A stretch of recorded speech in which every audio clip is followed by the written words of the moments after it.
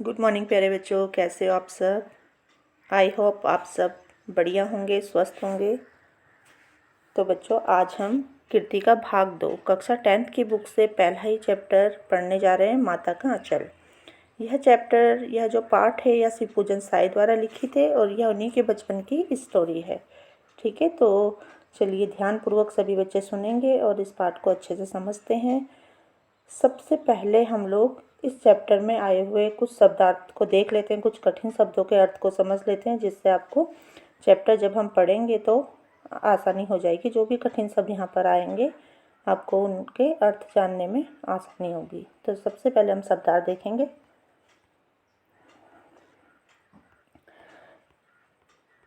तो माता का आंचल पाठ के शब्दार्थ हम देखने जा रहे हैं। सबसे पहला शब्द है मृदंग। मृदंग शब्द का क्या अर्थ होता है? तो मृदंग शब्द का अर्थ होता है एक तरह का वाद्य यंत्र। तड़के शब्द का अर्थ होता है प्रभात या सवेरा। तड़के अर्थात सुबह सुबह का जो समय होता है उसे तड़के कहते हैं। लिलाट शब्द का क्या अर्थ है? तो ललाट या लिलार यहाँ पर लिखा है। ललाट शब्द का अर्थ होता है माथा या ललाट, इन्होंने यहाँ पर दे दिया है। त्रिपुंड शब्द का क्या अर्थ है? त्रिपुंड शब्द का अर्थ होता है एक प्रकार का तिलक जिसमें ललाट पर 3 आड़ी या अर्धचंद्राकार रेखाएं बनाई जाती है। आपने कभी देखा होगा 3 आड़ी या अर्धचंद्राकार, जैसे आधा चंद्रमा होता है उस तरीके की रेखाएं बनाई जाती है माथे पर, तो उसे बोलते हैं त्रिपुंड। उतान शब्द का क्या अर्थ है? उतान शब्द का अर्थ होता है पीठ के बल लेटना। ठीक है, पीठ के बल लेटना उसे बोलते हैं उतान।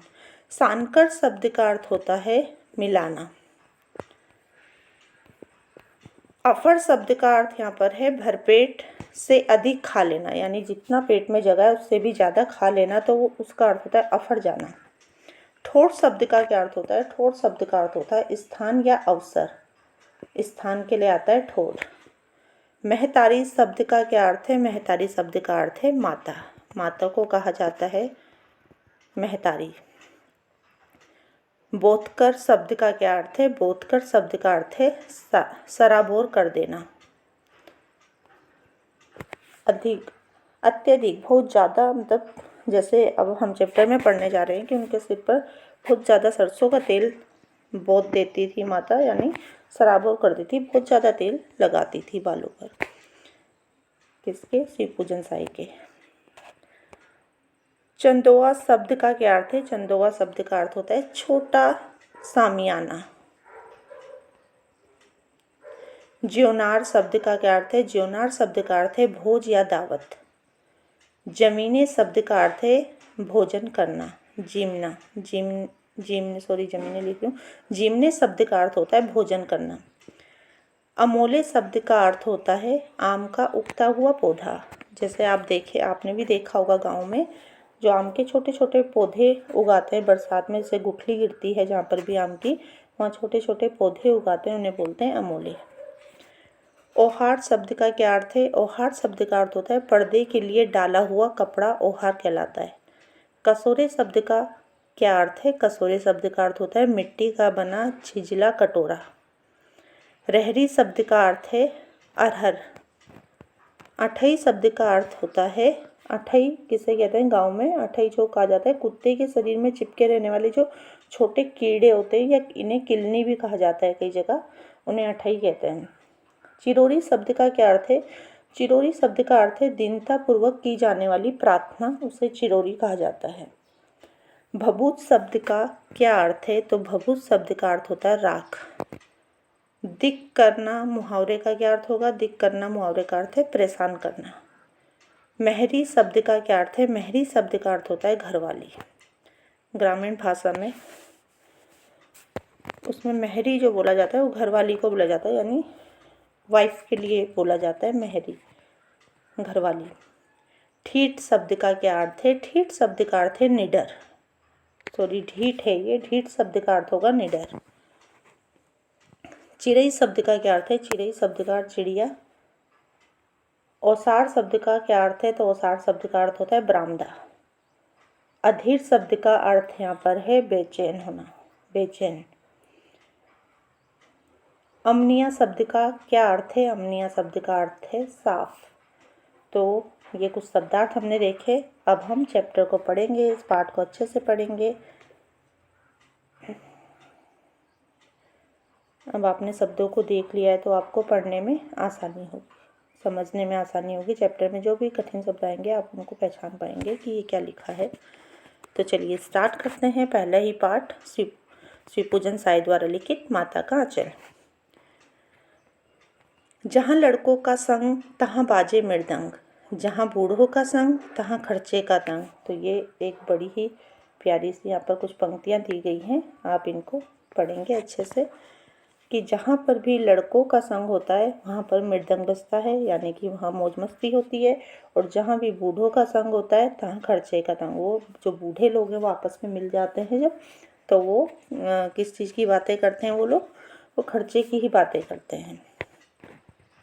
हमारे पिता तड़के, तड़के मैंने बताया था सुबह सवेरे, उठकर निबट नहाकर पूजा करने बैठ जाते। हम बचपन से ही उनके अंग लग गए थे, माता से केवल दूध पीने तक का नाता था। तो ये शिवपूजन साय अपनी ही स्टोरी बता रहे हैं, अपने बचपन के बारे में बता रहे हैं। तो यहाँ पर आप समझेंगे कि ये उनकी खुद की कहानी है, उसे उन्होंने लिखा है। दूध पीने का नाता था सिर्फ माता से, इसीलिए पिता के साथ ही हम भी बाहर की बैठक में ही सोया करते। वह अपने साथ ही हमें भी उठाते और साथ ही नहला धुलाकर पूजा पर बिठा लेते। हम भभूत का तिलक लगा देने के लिए उनको दिक करने लगते थे। दिक का अर्थ ऊपर हमने पढ़ा है परेशान करना। कुछ हंसकर, कुछ झुंझलाकर और कुछ डांटकर वह हमारे चौड़े लिलार पर, यानी उनका जो ललाट माथा है उस पर चौड़े लिलार में त्रिपुंड, त्रिपुंड हमने बताया था 3 अर्धचंद्राकार जो रेखाएं होती हैं वो लगा देते थे। हमारे लिलार में भभूत खूब खिलती होगा यहाँ पर, खूब खिलती थी। सिर में लंबी जटाएं थी। भभूत रमाने से हम खासे बम बोला बन जाते थे। बम बोला किसके लिए कहा जाता है? शिव भगवान के लिए। तो उनके माथे पर जब तिलक लगाया जाता था त्रिपुट, और उनके सिर पर लंबी लंबी जटाएं थी, यानी उनके लंबे लंबे बाल थे। भभूत रमाने से वो क्या बोल रहे हैं कि हम क्या बन जाते थे? बमबोला बन जाते थे। पिताजी हमें बड़े प्यार से भोलानाथ कहकर पुकारते थे। उनके पिता उनको क्या कहकर पुकारते थे? भोलानाथ कहकर। इस तरीके के क्वेश्चन बन सकते हैं। पर असल में हमारा नाम था तारकेश्वर नाथ। यहाँ पर शिवपूजन साय का जो असली नाम था वो क्या था? तारकेश्वर नाथ था। हम भी उनको बाबूजी कहकर पुकारा करते और माता को मैया। तो अपने पापा को, अपने पिताजी को बाबूजी कहते थे और अपनी माता को मैया कहते थे। जब बाबूजी रामायण का पाठ करते तब हम उनके बगल में बैठे बैठे आईने में अपना मुंह निहारा करते थे। जब वह हमारी ओर देखते तब हम कुछ लजाकर और कुछ मुस्कुराकर आईना नीचे रख देते थे। जब पिताजी उनकी तरफ देखते थे तो उन्हें शर्म आ जाती थी और वह उस आईने को नीचे रख देते थे। वह भी मुस्कुरा पड़ते और यह सब देखकर उनके पिताजी भी मुस्कुरा देते थे। पूजा पाठ कर चुकने के बाद, जब पूजा पाठ से निपट जाते थे, कर देते थे पूजा पाठ, वह राम राम लिखने लगते, यानी राम राम की छोटी छोटी पर्चियाँ बनाते थे। अपनी एक रामनामा बही पर 1000 राम नाम लिखकर वह उसे पाठ करने की पोथी के साथ बांधकर रख देते। फिर तो ये जो ऊपर आपको यहाँ पर दिखा होगा 1 2 सबके आगे लिखा है, नंबर लिखे हैं, उनके नीचे शब्दार्थ भी आपको दिए हैं कि किस शब्द का क्या अर्थ है। तो यहाँ पर आप देख सकते हैं। आगे देखेंगे, ये चित्र है शिवपूजन साय के पिता जब उन पर्चियों को मछली को खिलाने नदी में ले जाते थे, आटे की गोली में डालते थे जिसमें राम राम उन्होंने लिखा होता था नाम, उसको छोटी छोटी गोलियां बनाते थे आटे की और उस पर्ची को उसके अंदर रखते थे और फिर मछलियों को खिलाने जाते थे। तो शिवपूजन साय भी उनके साथ जाते और वह अपने बेटे को लौटते समय पेड़ की डालियों पर इस तरीके से झुलाया करते थे। चित्र पर आप देख सकते हैं।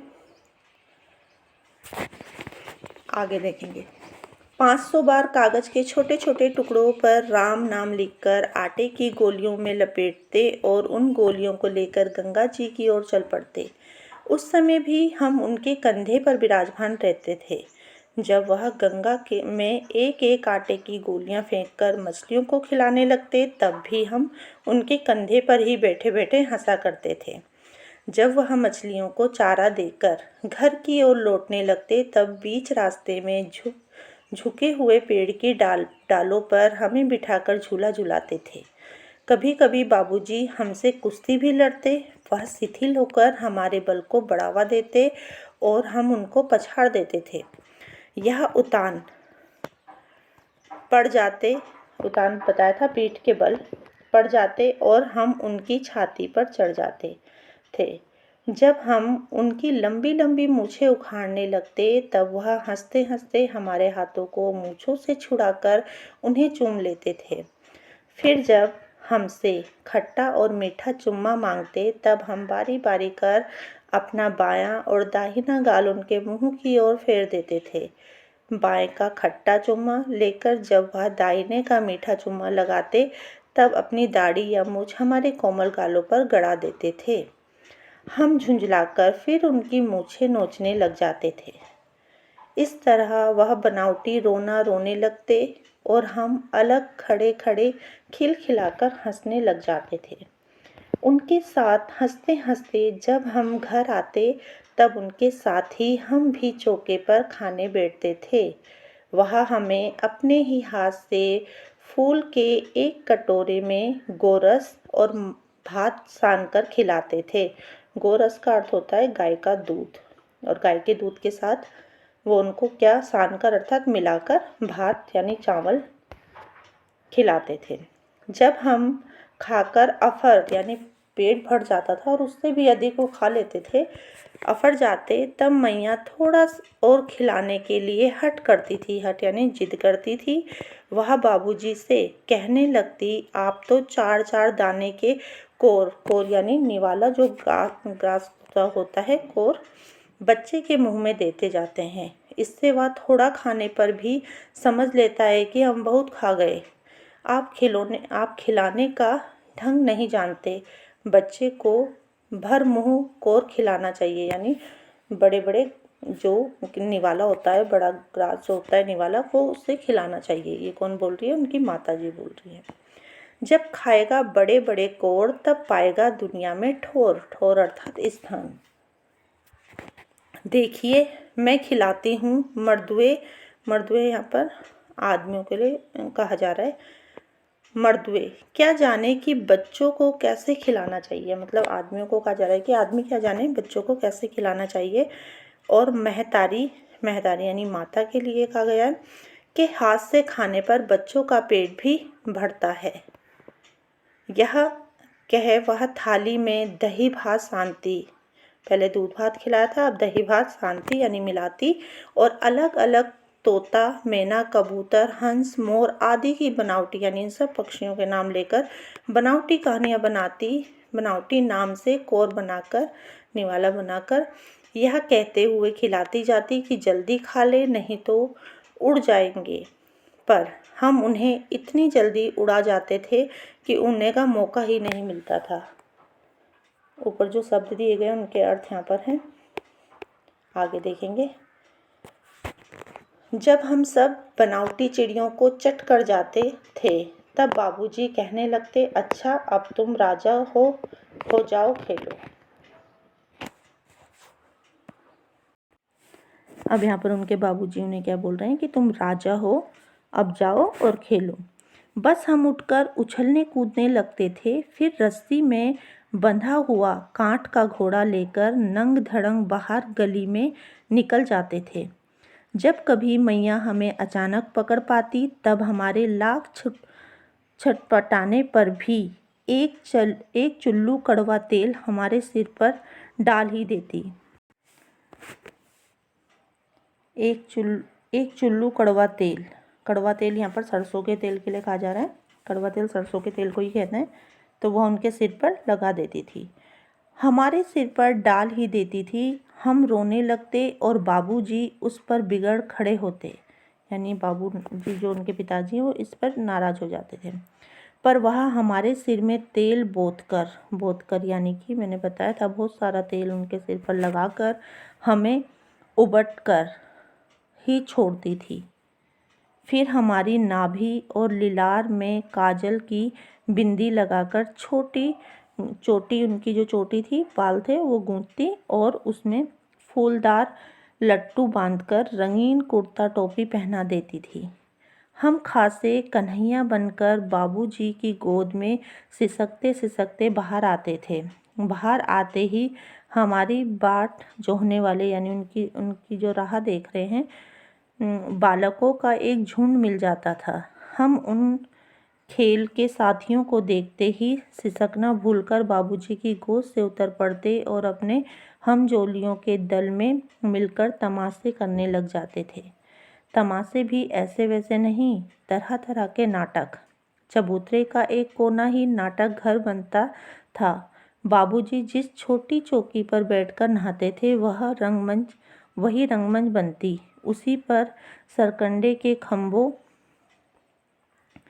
पर कागज का चंदोवा का अर्थ हमने ऊपर बताया था, तानकर मिठाइयों की दुकान लगाई जाती।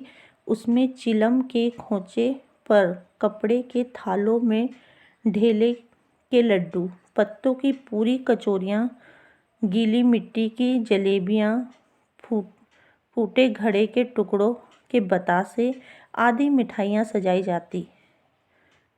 ठिकरों के बटखरे और जस्ते के छोटे छोटे टुकड़ों के पैसे बनते थे।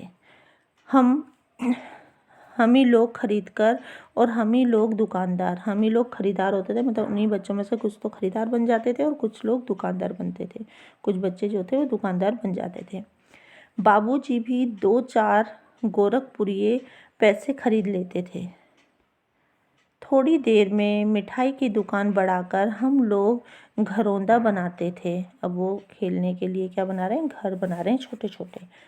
धूल की मेड़ दीवार बनती और तिनकों का छप्पर, दातुन के खंभे, दिया सलाई की पेटियों, दिया सलाई जो माचिस की छोटी डिब्बियाँ होती हैं उनके लिए कहा गया है, दिया सलाई की पेटियों के किवाड़, घड़े के मुहड़े की चूल्हा चक्की, दिए की कढ़ाई और बाबूजी की पूजा वाली आचमनी कलछी बनती थी। पानी के घी, धूल के पिसान और बालू की चीनी से हम लोग ज्योनार तैयार करते। हम ही लोग ज्योनार करते और हम ही लोगों की ज्योनार बैठती थी। जब पंगत बैठ जाती थी तब बाबूजी भी धीरे से आकर पाँत के अंत में जीमने के लिए बैठ जाते थे। उनको बैठते देखते ही हम लोग हंसकर और घरौंदा बिगाड़कर भाग चलते थे। वह भी हंसते हंसते लोटपोट हो जाते और कहने लगते, फिर कब भोज होगा भोलानाथ।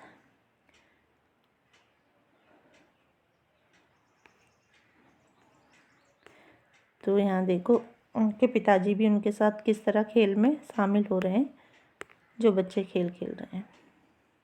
कभी कभी हम लोग बारात की भी जुलूस निकालते थे।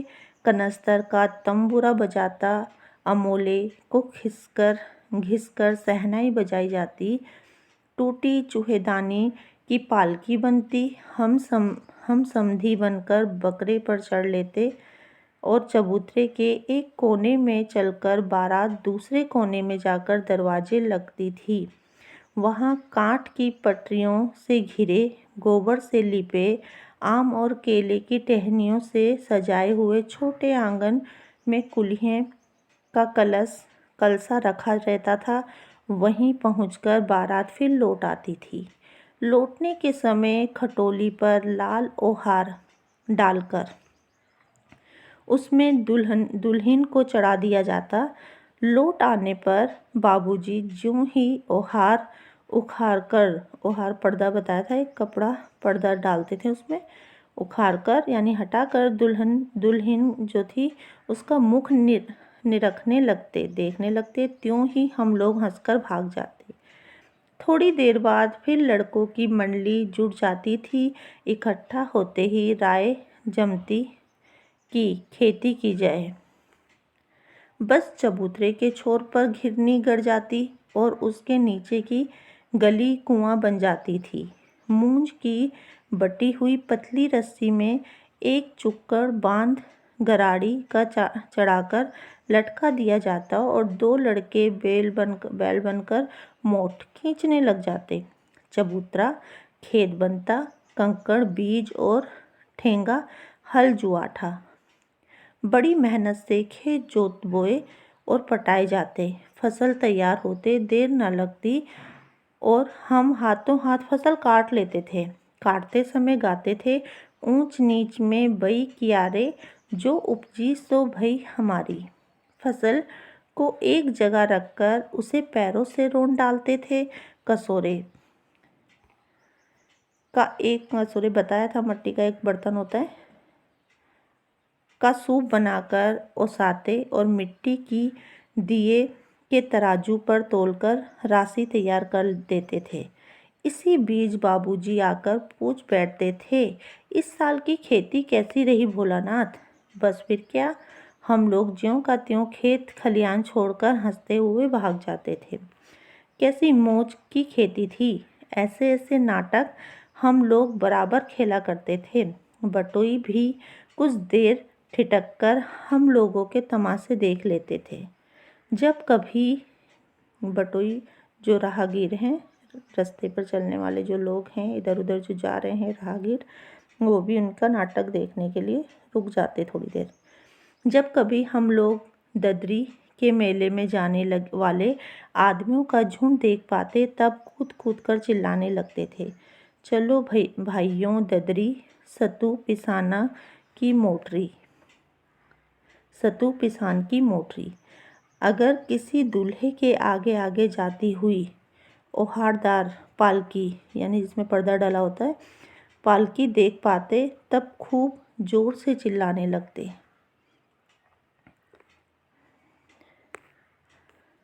रहरी रहरी अरहर के लिए कहा जाता है, रहरी में रहरी पुरान रहरी, डोला के कन्या हमार महरी। इसी पर एक बार बूढ़े वर ने हम लोगों को बड़ी दूर तक खदेड़कर ढेलों से मारा था। उस खसूट खबीज की सूरत आज तक हमें याद है। न जाने किस ससुर ने वैसा जमाई ढूंढ निकाला था। वैसा मुँह आदमी हमने कभी नहीं देखा। आम की फसल में कभी कभी खूब आंधी आती। आंधी में कुछ दूर निकल जाने पर हम लोग बाग की ओर दौड़ पड़ते थे। वहाँ पर चुन चुनकर खुले खुले गोपी आम चबाते थे। एक दिन की बात है, आंधी आई और पट पड़ गई। आकाश काले बादलों से ढक गया। मेघ गरजने लगे, बिजली कौंधने और ठंडी हवा सनसनाने लगी। पेड़ झूमने और जमीन चूमने लगे। हम लोग चिल्ला उठे, एक पैसा की लाई बाजार में छितराई, बरखा उधरे बिलाई। लेकिन बरखा न रुकी और भी मूसलाधार पानी होने लगा। हम लोग पेड़ों की जड़ से धड़ से सट गए, जैसे कुत्ते के कान में अठई। अठई बताया था आपको, एक कीड़ा होता है जो कुत्ते में चिपका रहता है, चिपक जाती है। मगर बरखा जमी नहीं, थम गई। बरखा बंद होते ही बाग में बहुत से बिच्छू नजर आए। जैसे ही बारिश बंद हुई, वैसे ही आम के बाग में बहुत से बिच्छू नजर आने लगे। हम लोग डर कर भाग चले। हम लोगों में बेजू बड़ा ढीठ था, यानी ढीठ ऊपर बताया था मैंने किसे कहते हैं। संयोग की बात है, बीच में मूसन तिवारी मिल गए। जैसे ही वहाँ से भाग रहे थे, बीच में मूसन तिवारी उन्हें मिल गए। बेचारे बूढ़े आदमी को सूझता कम था। बेजू उनको चिढ़ाकर बोला, बुढ़वा बेईमान, मांगे करेले का चोखा। हम लोगों ने भी बेजू के सुर में सुर मिलाकर यही चिल्लाना शुरू किया। मूसन तिवारी ने बेतहासा वहाँ से खदेड़ा मूसन ने। हम लोग तो बस अपने अपने घर की ओर आंधी हो चले। जब हम लोग न मिल सके तब तिवारी जी सीधे पाठशाला में चले गए। जिस मूसन तिवारी को उन्होंने चिढ़ाया था वो अब सीधे पाठशाला में चले गए, उनके स्कूल में गए। वहाँ से हमको और बेजू को पकड़ लाने के लिए 4 लड़के गिरफ्तारी वारंट लेकर छूटे। इधर ज्यों ही हम लोग घर पहुँचे त्यों ही गुरुजी के सिपाही हम लोगों पर टूट पड़े। जो 4 बच्चे उन्होंने भेजे थे स्कूल से वो उन्हें लेने के लिए आए उनके घर पर। बेजू तो 9-2-11 हो गया, हम पकड़े गए। फिर तो गुरुजी ने हमारी खूब खबर ली। बाबूजी ने यह हाल सुना, वह दौड़े हुए पाठशाला में आए, गोद में उठाकर हमें पुचकारने और फुसलाने लगे। पर हम दुलारने से चुप होने वाले लड़के नहीं थे। रोते रोते उनका कंधा आंसुओं से तर कर दिया, यानी गीला कर दिया।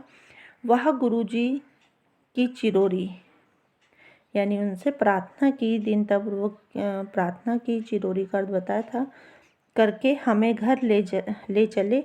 रास्ते में फिर हमारे साथी लड़कों का झुंड मिला। वे जोर से नाचते और गाते थे। माई पकाई गरर गरर पुआ, हम खाई पुआ न खेलब जुआ।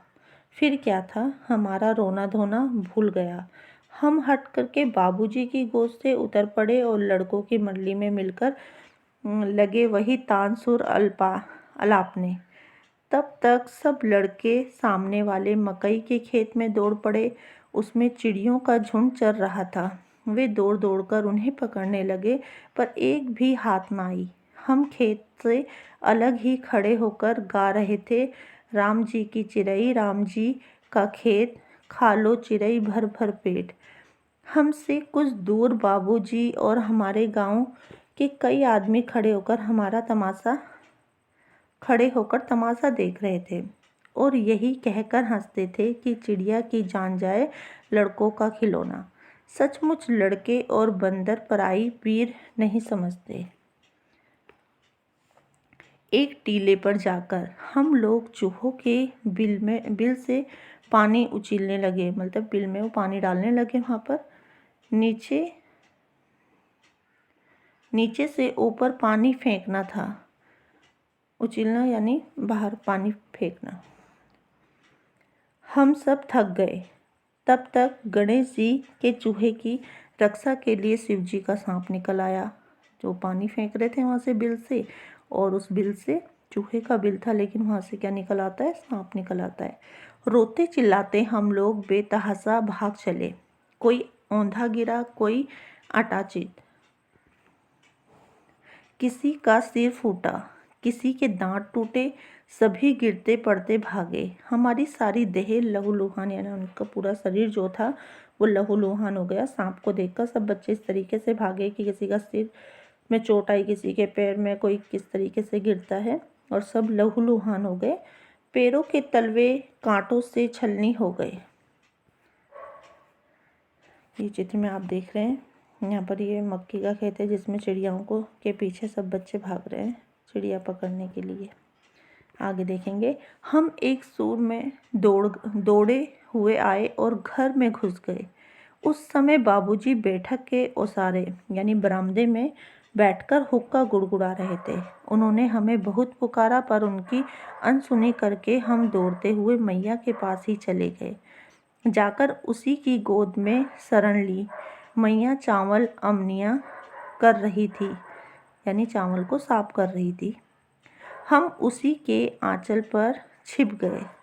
हमें डर से कांपते देखकर वह जोर से रो पड़ी और सब काम छोड़ बैठी। अधीर होकर हमारे भय का कारण पूछने लगी। कभी हमें अंग भरकर दबाती और कभी हमारे अंगों को अपने आंचल से पोंछकर हमें चूम लेती। बड़े संकट में पड़ गई। झटपट हल्दी पीसकर हमारे घावों पर थोपी गई। घर में कोहराम मच गया। हम केवल धीमे सुर से सा सा सा कहते हुए मैया के आंचल में लुके चले जाते थे। सारा शरीर थर थर काँप रहा था, रोंगटे खड़े हो गए थे।